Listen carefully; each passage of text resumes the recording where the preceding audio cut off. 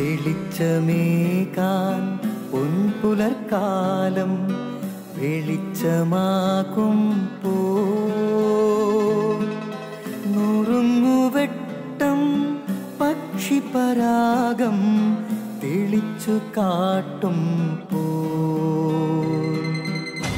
വരുന്നു ദൈവം മനസ്സിനുള്ളിൽ തിളക്കമേകിടാൻ തരുന്നു ധ്യാന പ്രകാശമാർക്കും വിളക്ക് വയ്ക്കുമ്പോൾ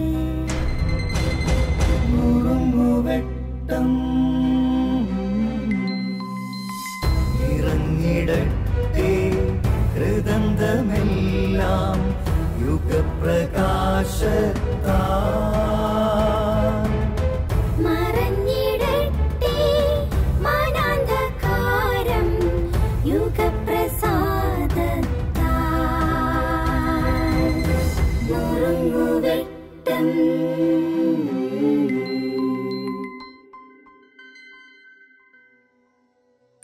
പ്രിയ സ്നേഹിത, കവലകളിൽ നമ്മൾ ഒരുപാട് അപായ സൂചനകൾ കാണാറുണ്ട്, വാർണിംഗ് സൈൻസ്. അതെന്താണ് പറയുന്നത്? നാം തികച്ചും അപകടം നിറഞ്ഞൊരു മേഖലയിൽ എത്തിയിരിക്കുന്നുവെന്ന്. അത് ഗവനിച്ചില്ല എങ്കിൽ നിശ്ചയമായും ദുരന്തമുണ്ടാകും. ഇതുപോലെ നമ്മുടെ ജീവിതത്തിൻ്റെ യാത്രകൾ ദൈവം നൽകുന്ന ചില അപായ സൂചനകൾ തിരിച്ചറിയണം. ജോസഫ് എന്നൊരു തച്ചൻ സ്വപ്നത്തിൽ കിട്ടിയ ഒരു അപായം, അത് വിശ്വസിച്ചുകൊണ്ട് വഴിമാറി ഈജിപ്തിലേക്ക് പലായനം ചെയ്തുകൊണ്ടാണ് അവനും ഉണ്ണീശോയും ജീവിത പങ്കാളിയുമൊക്കെ രക്ഷിക്കപ്പെട്ടത്. ഇതുപോലെ ഒരുപാട് സൂചനകൾ ദൈവം തരുന്നുണ്ട്. ഒന്നോർത്ത് നോക്കുക. കായൻ അയോഗ്യമായൊരു ബലി അർപ്പിച്ചപ്പോൾ അതിനുശേഷം ദൈവം കൊടുത്തൊരു സൂചന, പാപം നിൻ്റെ പടിവാതിക്കൽ കാത്തിരിപ്പുണ്ട്, നീ അതിനെ ശ്രദ്ധിക്കണം, അല്ലെങ്കിൽ അത് നിന്നെ കീഴടക്കും. അവൻ ആ അപായ സൂചന ഗവനിച്ചില്ല, മുന്നോട്ട് പോയി ഒടുവിൽ കൊലപാതകയായി, സ്വന്തം സഹോദരൻ ആബേലിൻ്റെ. ഇതുപോലെ ഒന്ന് ആത്മപരിശോധന ചെയ്യുക. എപ്പോഴെങ്കിലും ദൈവം നമുക്ക് ചില അപായ സൂചനകൾ തന്നിട്ടുണ്ടോ എങ്കിൽ ഗൗരവത്തിലെടുക്കണം. ഓർക്കുകയാണ്, വ്യക്തിമൂല്യങ്ങൾ അധിഷ്ഠിതമായി സെമിനാറുകൾ നടത്തുന്ന ഒരു ചെറുപ്പക്കാരൻ. ഒരുപാട് പേർ അത് അറ്റൻഡ് ചെയ്യാറുണ്ട്. ശരിക്കും മൂല്യാധിഷ്ഠിതമായൊരു ക്ലാസ്സുകളൊക്കെ തന്നെയാണ് നടക്കുന്നത്. അതിൽ അറ്റൻഡ് ചെയ്ത അയാൾ ആകൃഷ്ടനായൊരു പെൺകുട്ടി അയാളുമായിട്ട് സൗഹൃദത്തിലായി. എവിടെയൊക്കെ ക്ലാസ് നടത്തുന്നുവോ അവിടേക്ക് അവൾ പോകും, പങ്കെടുക്കും. പതിയെ സൗഹൃദം വളർന്നു. അയാൾ കൊടുക്കുന്ന പല പുസ്തകങ്ങളും അവൾ സമ്മാനമായിട്ട് സ്വീകരിക്കാൻ തുടങ്ങി. എന്നാൽ പതിയെ ഒരുപാട് അടുത്ത് കഴിഞ്ഞപ്പോൾ ആ പെൺകുട്ടി അയാളുടെ മൂല്യാധിഷ്ഠിതമായ ക്ലാസ്സുകൾ പങ്കെടുക്കാതെ ഒഴിഞ്ഞു മാറാൻ ആരംഭിച്ചു. ഇപ്പോൾ ആ ചെറുപ്പക്കാരൻ ചോദിച്ചു, ഇപ്പോൾ എന്തുകൊണ്ടാണ് എൻ്റെ ക്ലാസ്സുകളിൽ നീ വരാത്തത്?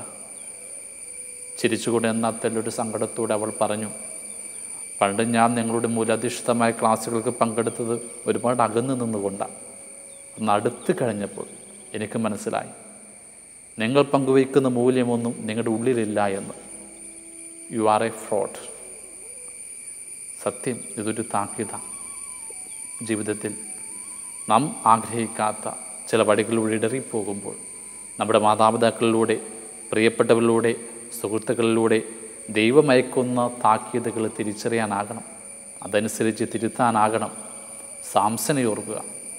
ദൈവം കൊടുത്ത കൃപാവരത്തിൻ്റെ നടുവിൽ ജീവിച്ചവനായി. എന്നാൽ അത് മറന്ന് മോശപ്പെട്ട വഴിയിലൂടെ പോയപ്പോൾ മാതാപിതാക്കൾ താക്കീത് ചെയ്തു, ബന്ധുക്കൾ ചെയ്തു, ദൈവം പോലും സൂചനകൾ കൊടുത്തു. എന്നിട്ടും ഗവനിക്കാതെ ആ മോശപ്പെട്ട വഴിയിലൂടെ പോയപ്പോൾ ദുരന്തമുണ്ടായി. അവൻ്റെ കൃപകൾ നഷ്ടപ്പെട്ടു. ദൈവം അവനിൽ നിന്ന് ഇറങ്ങിപ്പോയി. ഒടുവിൽ അന്ധനായി, ബലഹീനനായി, തടവറയിൽ ജീവിച്ചു മരിച്ചു.